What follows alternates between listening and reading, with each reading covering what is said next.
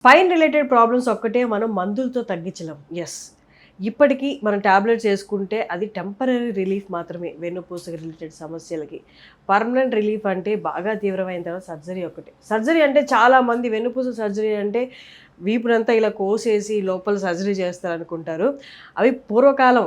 ఇప్పుడు చాలా simple surgery అనగానే మీరు అస్సలు భయపడాల్సిన అవసరం లేదు. ఇప్పుడు చేసుకుంటే గంటలో మీరు లేచి నడవచ్చు. ఇంతకుముందు ఉన్న పెయిన్ కూడా ఇప్పుడు ఉండదు. Just keyhole surgery, minimum invasive surgery అంటారు. అదేంటో డాక్టర్ గారిని అడిగి తెలుసుకుందాం. మనతో ఉన్నారు డాక్టర్ శ్యామ్ సుందర్ గారు ఫ్రమ్ జెమటీన్ హాస్పిటల్స్. నమస్తే సార్. నమస్తే అండి. Spine surgery, minimum invasive surgery అంటే ఏంటి సార్? ఫస్ట్ సర్జరీ అనగానే స్పైన్ అనగానే అమ్మో స్పైన్ సర్జరీయా, నో వి డోంట్ వాంట్ అనే ఫీలింగ్లో ఉంటారు. వై బికాజ్ ప్రీవియస్ డేస్లో స్పైన్ సర్జరీ అనే దాంట్లో అంత డెవలప్మెంట్ లేదు, ఎక్విప్మెంట్ లేదు, ట్రైనింగ్ లేదు. So they use to do with big incisions, they use to cut from below to above and they use to do lot of ఒక lumbar spine surgery చేయాలంటే they use to start from below counting S1 నుంచి నెమ్మదిగా they have to count above and do the surgery. So they used to do big incisions. That time there is no technology. So recovery కూడా చాలా slow ఉండేది, lot of pain ఉండేది, technology లేదు, training లేదు, కాబట్టి complications కూడా చాలా ఎక్కువ ఉండేది స్పైన్ సర్జరీలో. అంటే కాళ్ళు పడిపోతాయి, బెడ్డెన్ అయిపోతారు, మళ్ళీ లేసి నడవలేరు, ఇలాంటివన్నీ చాలా ఉండేది. But nowadays we have very good development in spine surgery. We moved up to robotics in spine surgery also, including endoscopic spine surgery, microscopic spine surgery. So ఇవన్నీ ఏంటంటే we reduce the damage of the tissues, bone damage కానీ muscle damage కానీ minimal, very మినిమల్కి reduce చేసి without disturbing much normal anatomical స్ట్రక్చర్స్తో. So only with a small cuts, with small cuts without disturbing any tissues. Cut అంటే ఎంత ఉంటుంది sir? మీకు hardly ఇప్పుడు మామూలుగా మైక్రో సర్జరీ అంటే it will be around 2 centimeters. 2 centimeters అంటే ఇంత ఉండొచ్చు. ఎండోస్కోపీ సర్జరీ 1.5 centimeter అంటే ఇంత. ఇదే అండి మీ సర్జరీకి మీ చర్మంలో దిగే అంటే కట్ చేసే స్పేస్ ఇంతే.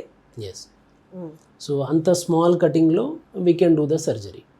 బట్ ఇట్ డిపెండ్స్, అంటే వాట్ కండిషన్ వీఆర్ డూయింగ్ అనేది డిపెండ్స్ ఉంటుంది. కొన్ని సర్జరీస్లో వీ పుట్ స్క్రూస్, కొన్ని సర్జరీస్లో without we putting screws we operate.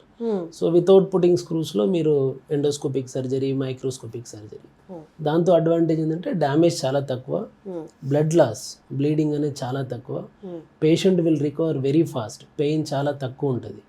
We use to mobilize on the same day evening, will mobilize same day evening నడిపించి, మధ్యాహ్నం operation చేస్తే సాయంత్రం నడిపించేస్తారు.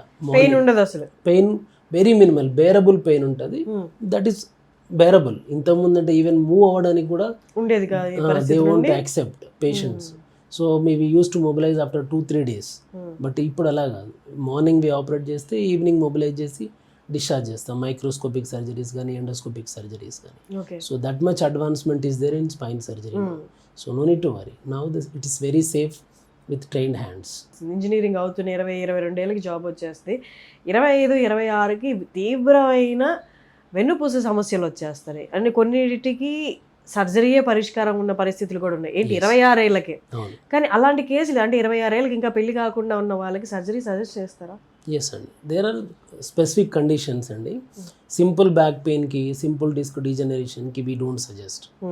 But same age group if they have some conditions like వాళ్ళకి already కాళ్ళలో తిమ్మిర్లు మంటలు బాగా ఉండి even they can't walk for a short distance, కొంతమందికి అయితే they lose their urine control, they can't control their urine also.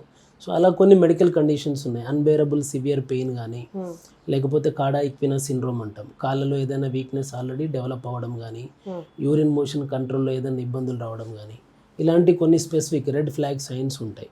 అవి ఉన్న వాళ్ళకి we don't consider age at all, we suggest them surgery and after surgery they will be fine. అలా. So specific indications ఉన్న వాళ్ళకి తప్పదు ఇంకా. Yes. For example అదే female అనుకోండి సార్, ఒక పెళ్లి కానీ స్త్రీ అంటే నార్మల్గా పెళ్ళి అయిన తర్వాత చిల్డ్రన్ని బేర్ చేయాల్సి వస్తుంది, ప్రెగ్నెన్సీ వస్తుంది, అలాంటి వాళ్ళకి స్క్రూ సర్జరీ అలాంటివి చేయాల్సి వస్తే చేస్తారు. స్క్రూస్ అనేవి it's only basically made up of titanium. అది మన బాడీతో రియాక్షన్ ఉండదు, ఇనర్ట్ మెటీరియల్ అంటారు.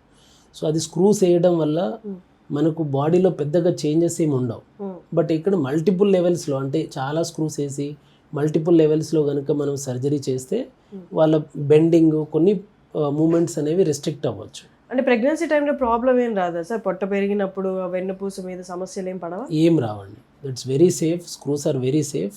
విత్ స్క్రూస్ కూడా మీరు నార్మల్గా ప్రెగ్నెన్సీ డెలివరీ అంతా మీరు నార్మల్ పీపుల్ ఎలా అయితే క్యారీ చేసుకుంటారో అలా చేసేసుకోవచ్చు. ఓన్లీ థింగ్ ఏంటంటే స్క్రూస్ ఉన్నప్పుడు కొంతమంది ఎనస్థీషియా ఇవ్వడంలో, నడుములో ఇంజెక్షన్ ఇస్తారు కదా, అది ఇవ్వడంలో ఏదైనా కొంచెం ఇబ్బంది ఉంటే they will give other modalities of anaesthesia, అంతేగాని సర్జరీ వైజ్గా కానీ డెలివరీ వైజ్గా కానీ పోస్ట్ అండ్ ప్రీ డెలివరీ అలాంటి వాటిలో ఏం ఇష్యూస్ ఉండవు. They can do everything normal. జెమటిన్ హాస్పిటల్లో నెలకి ఎంతమంది వస్తుంటారు సార్ ఇలాంటి స్పైన్ సర్జరీ గురించి? We see lot of patients, 20-25 patients per day will see spine OP అండి. But in that only around 5 to 10 patients need surgical indications. So according to their requirement we do the surgeries and most of the patients will get better. So మీరు కూడా సమస్యలతో అంటే వెన్నుపూస సమస్యలతో ముఖ్యంగా బాధపడుతుంటే జెమటిన్ హాస్పిటల్లో మీరు చూపించుకోవచ్చు. కింద డిస్ప్లే అవుతున్న నెంబర్కి కాల్ చేసి మీరు అపాయింట్మెంట్ తీసుకోవచ్చు.